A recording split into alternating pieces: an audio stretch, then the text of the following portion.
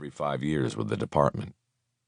15 years was a lot of experience, and that told Bosch that Sanchez would be very wary of Haller, as well as skilled at giving answers more helpful to the prosecution than the defense. My partner and I were on routine patrol in 77th Street Division, Sanchez said. We happened to be traveling westbound on Florence Avenue at the time of this incident. And Mr. Hennigan was also traveling on Florence Avenue? Yes, that's correct. Which direction was he going? He was also going west. His car was directly in front of us. Okay, and then what happened? We came to a red light at Normandy, and Mr. Hennigan came to a stop, and then we stopped behind him. Mr. Hennigan engaged his right turn signal, and then he turned right to go northbound on Normandy. Did he commit a traffic code infraction by turning right when the light was red? No, he did not. He came to a complete stop, and then he made the turn when it was clear. Haller nodded and checked something off on a legal pad. He was sitting next to his client, who was in County Blues, a sure sign that this was a felony case.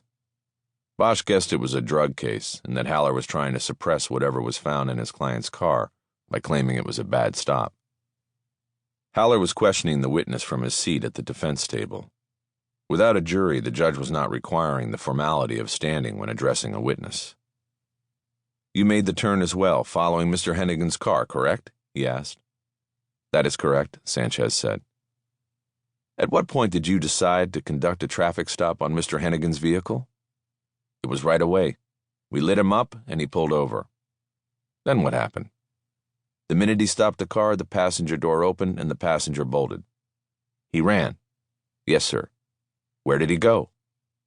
There is a shopping plaza there with an alley behind it. He went into the alley in an easterly direction. Did either you or your partner give chase? No, sir. It would be against policy and dangerous to separate. My partner got on the radio and requested backup and an airship. He broadcast a description of the man who ran. An airship? A police helicopter. Got it. What did you do, Officer Sanchez, while your partner was on the radio? I exited the patrol car and moved to the driver's side of the vehicle and told the driver to put his hands out the window where I could see them. Did you draw your weapon? Yes, I did. Then what happened?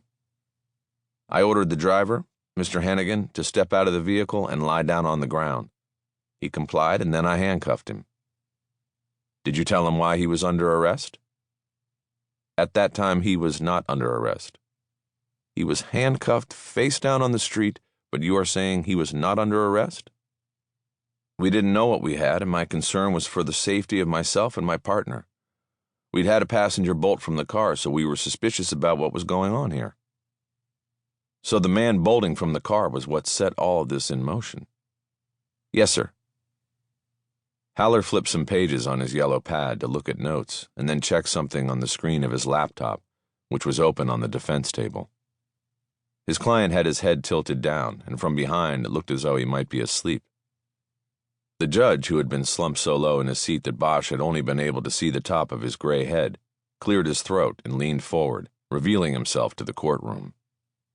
The placard at the front of the bench identified him as the Honorable Steve Yared.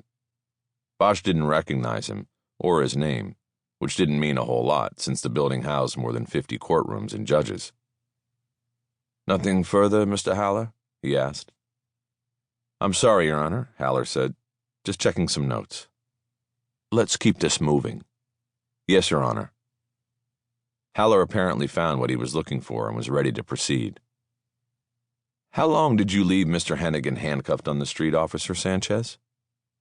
I checked the car, and once I was sure there was no one else in it, I went back to Mr. Hennigan, patted him down to check for weapons, then helped him up and placed him in the back seat of the cruiser for his own safety and ours.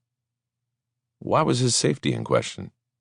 Like I said, we didn't know what we had here. One guy runs, the other guy is acting nervous. It was best to secure the individual while we determined what was going on.